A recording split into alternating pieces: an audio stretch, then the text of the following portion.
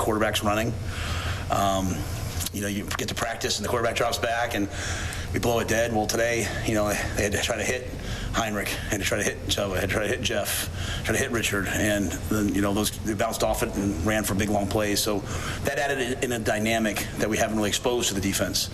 But I thought it was, you know, not a ton of penalties, and we looked like a pretty good. We had Big Ten officials, so it was good to get all that kind of in the stadium. It's my first time coaching in that stadium, so it's pretty cool.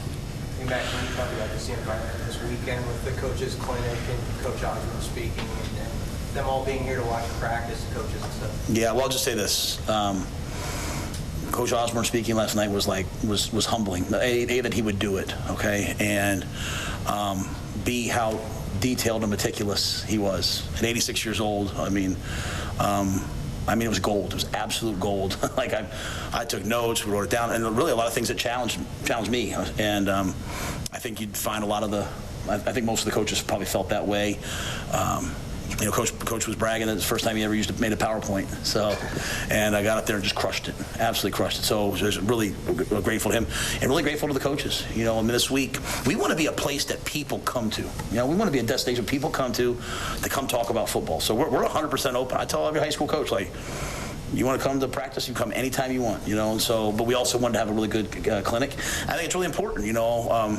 I hired some people that the coaches maybe aren't comfortable, familiar with, and so to sit there and listen to Terrence Knight and Garrett McGuire clinic and the level of detail and knowledge, I think that helps our program. And we had coaches from Texas.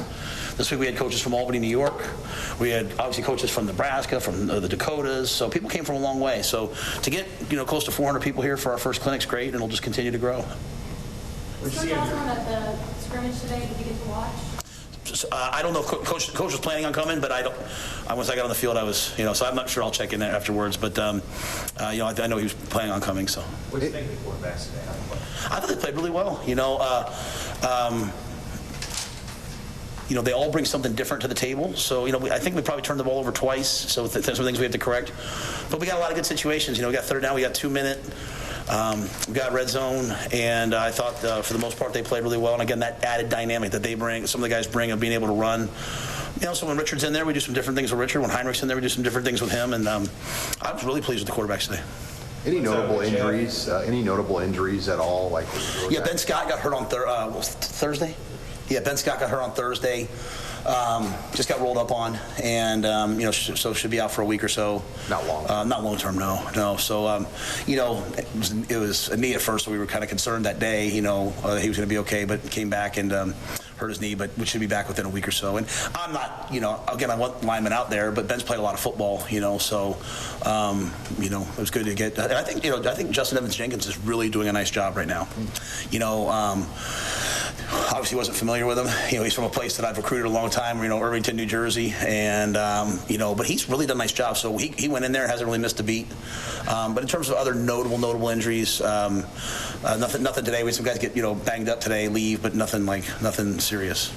I know it's a fresh start for everybody, but is there some guys that maybe surprised you, maybe younger guys or people who've been a little off the radar to this fan base the first couple of weeks? Off the radar? I don't know who would be off the. I'm not sure about that part of it. I'm just trying to think of a good answer for you. I'm sorry. I've been really pleased with everybody. Like I said, I think maybe Justin, like I just talked about. You know, I really like all of our backs. I mean, I think our backs is one of our strengths. You know, I think they all bring something different to the table.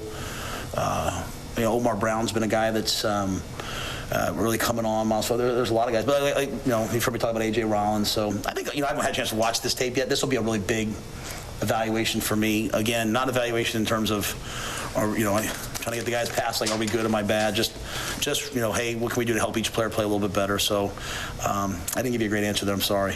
I know you talked to Coach Solich before. What's it mean to you that he's coming back? Oh, I'm so excited. You know, Coach Solich, when I was the offensive coordinator way back when at Temple University, he was the head coach at Ohio. And he's quick to remind me that every time when we went out there, we played him for the championship. He beat us. He beat us every time. And I really loved, you know, everyone knows him here. Like, you know, he was running this offense, the Nebraska offense at Ohio, and then he morphed into like a spread, but it still was the same principles, you know what I mean? So he wasn't using the fullback anymore. He was still the same series offense and all the great things that they did here. So I always have a lot of respect for coaches who are able to extend their success by adapting to different times. And so I've had some great conversations with Coach. You know, I think it's really important for me to figure out how to win here. And so the best way you can do that is talk to Tom Osborne, talk to Frank Solich, talk to Coach Pelini, talk to the guys who've won here, you know. And so, in fact, you know, Coach knows my affinity for the fullback. You know, so he texted me during the Michigan TCU game. I think the first play Michigan hit a play, and all of a sudden I got a text from Coach Solich. He's like, "See, I told you the fullback. So there's still a place for the fullback." And so I think it's awesome that he's coming back. I mean, again, that's what this time I think is all about for Nebraska. It's not about, you know, the eras that we played in or the, you know, it's just about Nebraska. You know what I mean? So it's whether you play for Coach, for the former players, my message has been, and I humbly say this, right? But whether you played for Coach Devaney, whether you played for Coach Osborne, whether you played for Coach Callahan, whether you played for Coach Pelini, whether you played for Coach Rhule, played for Coach Frost, or now play for Matt Rhule, you played for Nebraska too. And so I think the power of this job is that you can, if the state unites, you know, and everyone's for Nebraska. And so Coach coming back, I think, is just such a pivotal moment in that. Coach speaking last night is such a pivotal moment in that. And I'm unbelievably grateful to him for doing it. Do you know of any former players under Coach Solich who are coming back for the game? I don't know that. I know there were former players here today. So I mean, we've been, you know, we're open to them. So I'm sure that'll mean a lot to a lot of guys. Like I talked to Damon Benning yesterday because he was or today was at practice, and I know how much it meant to him probably that because he played for Coach. So you know, Coach Solich, like Coach Osborne, their impact and their legacy has nothing to do with the amount of wins in the national championships. It's the way they coach their players. You know, they both prove that you can win championships and develop really good men. And, you know, we're in a day and age where a lot of schools think it's one or the other, and they proved it's both. So I'm excited to have them back. Trev said that you had a part in that, in bringing Coach Solich back. Something you said. It's been a long time since you've been back here. I don't want to put my name in that. I don't want to take any credit for anything because that was Trev. That was for Coach Solich. That was probably Coach Osborne, and that was probably a lot of other people. But I expressed to Coach Solich how much it would mean to me to have him here. I so respect him, and I so respect him as a coach and what he did at Ohio and what he did here, and I really want everything to be about Nebraska. You know, like the first day they put my picture up in the elevator, and the second day it was down. You know, and this is never about me. It's about the players, and it's about Coach Solich coming into the first spring game. I think is just hopefully a tremendously unifying event for everybody. Now, what about the defense in the scrimmage? Anything flash out to you? Anything else? Oh, we attacked the ball. We got the ball out, and we intercepted the ball. I think Tony. I don't think Tony pressured a ton. You know, I think he wanted to see the guys play. You know, play with their hands and technique. Looked like we were good in pass coverage. We just gave up a lot of big plays to the quarterback running, which again, you know, I didn't tell them that the quarterback's gonna be live till this morning, so I don't think they were super prepared for it. But I'd be interested to see the tape, you know, see who played well. I think a lot of it for us right now is on defense is about getting guys in the right spots, you know, not about who the starters are. When I say spots, kids always think who's starting. We're going to play so many guys on defense. My philosophy's always been to play a ton of guys up front. We don't want to wear down in games. We don't want to wear down in the season. So we're going to try to play a ton of guys. So it's about getting guys in the right position. So that'll be a really good tape for that. Speaking of pass coverage, Tony White talked about, really kind of glowed about Malcolm Hart's arm and what he can do back there. What are your initial impressions been? Yeah, I think he's just a really good football player.